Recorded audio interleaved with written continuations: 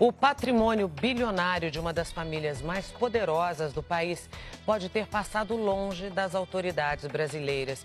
O Domingo Espetacular conversou com exclusividade com o homem que ajudou durante 3 décadas herdeiros do Grupo Globo a esconder no exterior milhões de dólares. É a primeira vez que um doleiro preso e condenado na Operação Lava Jato fala com uma emissora de TV.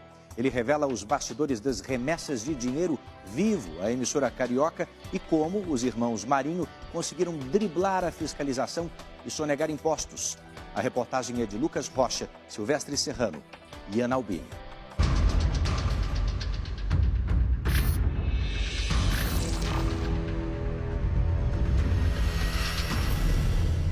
Ele sempre foi pago para viver nas sombras. Usou o talento com números para esconder e lavar dinheiro da corrupção no Brasil. Mínimo era $1 milhão por dia. O movimento já básico era $1 milhão por dia. A Record TV é a primeira emissora do país a conversar com o doleiro preso e condenado na Operação Lava Jato. Foram 2 meses de negociações. Depois que você está preso, tudo é um choque. Cláudio Barbosa, conhecido como Tony, vai revelar com exclusividade o que só contou a justiça: os milhões de dólares não declarados por empresários e políticos do país. Na lista de clientes mais antigos, o ex-governador do Rio, Sérgio Cabral, o ex-presidente da Câmara, Eduardo Cunha, executivos da Odebrecht e uma das famílias mais poderosas do Brasil, a família Marinho, dona de um dos maiores grupos de comunicação do país. Eu posso falar que eu atendi, de Tony, desde que eu entrei na empresa, se atendia o Aleixo e se atendia a Globo, desde anos. Eu entrei em 86, 87, desde que eu tenho conhecimento, que eu sempre estou na tesouraria, eu atendi, ou seja, isso nunca parou. Parou quando eu fui preso. O Domingo Espetacular mostra agora quem é o doleiro que sabe como ninguém esconder o dinheiro sujo. Ele é o homem escolhido por 2 herdeiros do Grupo Globo para fazer negócios. A lavagem de dinheiro para a emissora carioca era sistemática e os valores não eram pequenos, o que mostra que a operação não era para o executivo, e sim para a empresa. Os valores, ele não me chamava para pedir $10 mil, referente em reais. Então eram sempre valores de $200 mil a $300 mil em real. Normalmente era R$500 mil, R$1 milhão. O período disso, quanto era por semana ou por mês, eu não tenho aqui de cabeça, está entregue no Ministério Público desde 2018 e tem um extrato dessa movimentação no meu sistema. Então eu não lembro aqui quanto era de cabeça, mas vamos lá, a cada 10 dias eram $300 mil. Posso falar que era assim. O nosso encontro é no escritório de advocacia no centro do Rio de Janeiro. Tony chegou ao local da entrevista de metrô. Situação incomum para quem movimentava $1 milhão por dia, ou R$5 milhões. A tornozeleira eletrônica está sempre coberta. O homem nascido no interior do Rio é discreto, perfil ideal para uma profissão que ele mesmo escolheu 30 anos atrás. Viver no anonimato foi mais do que uma exigência, uma necessidade. Encontrar clientes ou fazer novas amizades sempre foi considerado um risco calculado para a carreira do doleiro. Mas Tony, como é conhecido no obscuro mundo do mercado financeiro paralelo, manteve disciplina rígida para se afastar das pessoas. Agora, a única opção para não ser reconhecido nas ruas pelos crimes que cometeu e que paga até hoje. Ele ainda era um estudante de economia quando conseguiu um emprego em uma corretora de valores no Rio de Janeiro. Dessa corretora de valores, eu não sei se eu dei sorte ou azar, né? Eu acredito que sorte no momento, mas aquilo acabou definindo meu futuro, né?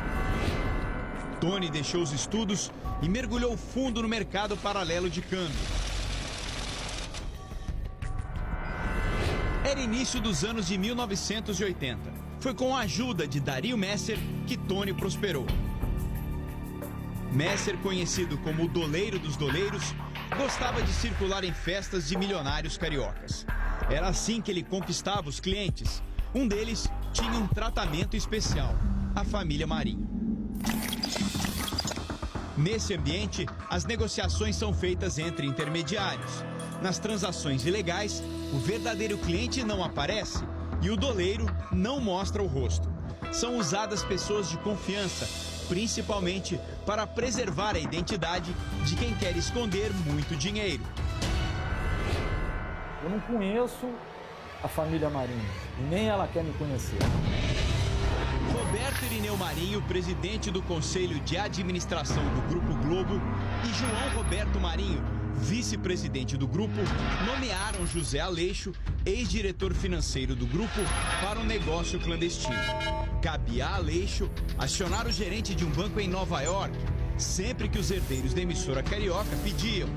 Roberto Irineu Marinho e João Roberto Marinho mantinham contas bancárias nos Estados Unidos. E a ordem dos irmãos a Aleixo era sempre a mesma: trocar dólares por reais aqui no Brasil. Eu tenho a pessoa de Nova York que controla a conta corrente no exterior, que tem acesso às offshore, às empresas no exterior.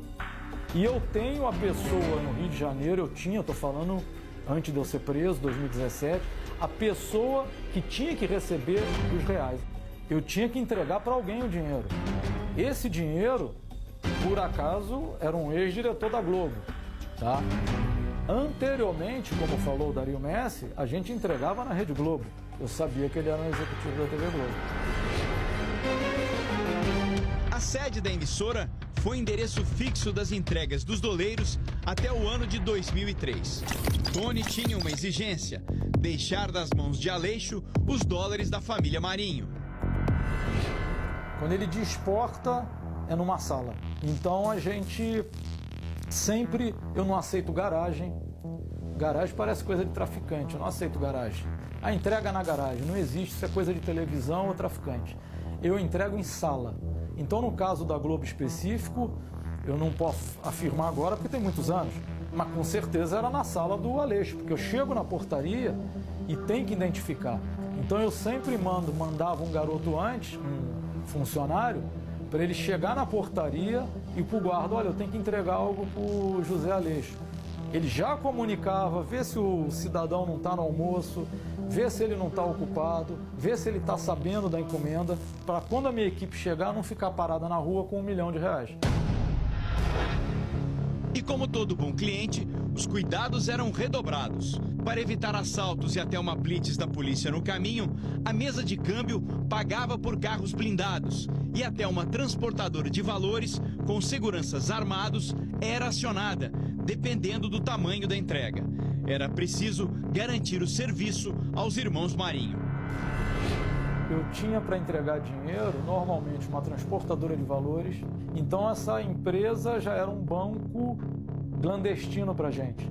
Então, eu guardava dinheiro lá e ela fazia as entregas para mim. Então, eu tinha essa opção que a gente passou a usar. Eu tinha a opção de seguranças meus com rapazes meus. Só que a gente não usava mochila, pasta. O que está na mão, pode qualquer ladrão de rua te assaltar e de repente tem R$1 milhão. Então a gente delimitava o risco. Se eu tenho uma entrega de R$1 milhão no centro do Rio, eu dividia em 3 vezes.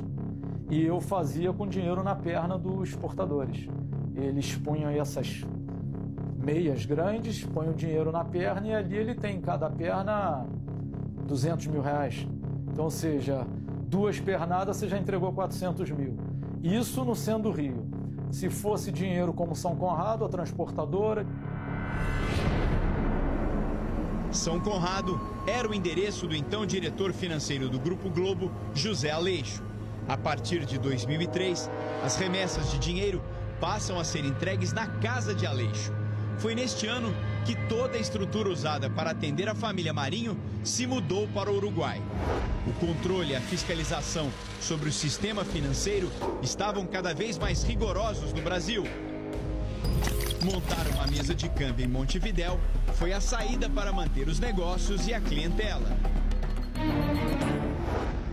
Tinha essa impressão que no Uruguai você faz tudo. E normalmente você chega no Uruguai, metade é advogado, metade é doleiro. Então a gente estava bem à vontade.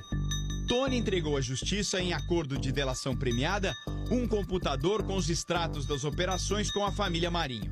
São comprovantes de entregas de dinheiro na casa de Aleixo. O diretor faleceu em 2018. As transações foram interrompidas um ano antes. Motivo: Tony foi preso. Na minha contabilidade, eu devo ter movimentado uns 15 a 20 milhões de dólares.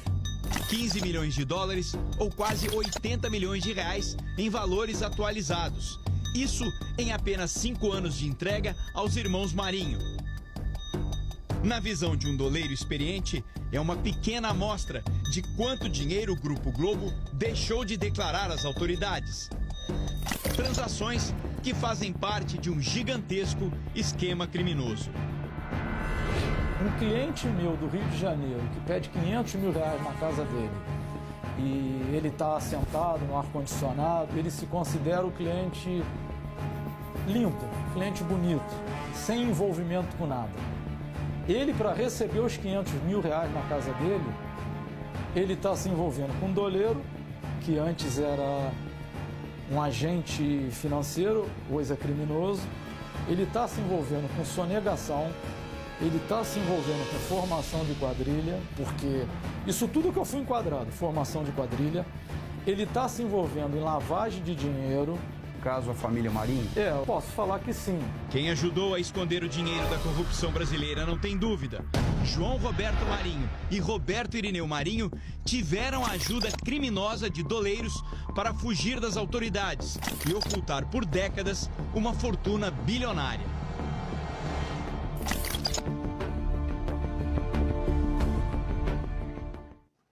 Nós procuramos a TV Globo, mas a empresa não respondeu à reportagem. As defesas do ex-governador Sérgio Cabral e do ex-deputado Eduardo Cunha também não se manifestaram. A construtora Odebrecht disse que colabora com as autoridades desde 2016. A empresa diz também que fez acordos no Brasil e nos Estados Unidos com autoridades e que tem hoje controles internos rigorosos que reforçam o seu compromisso com a ética, a integridade e a transparência.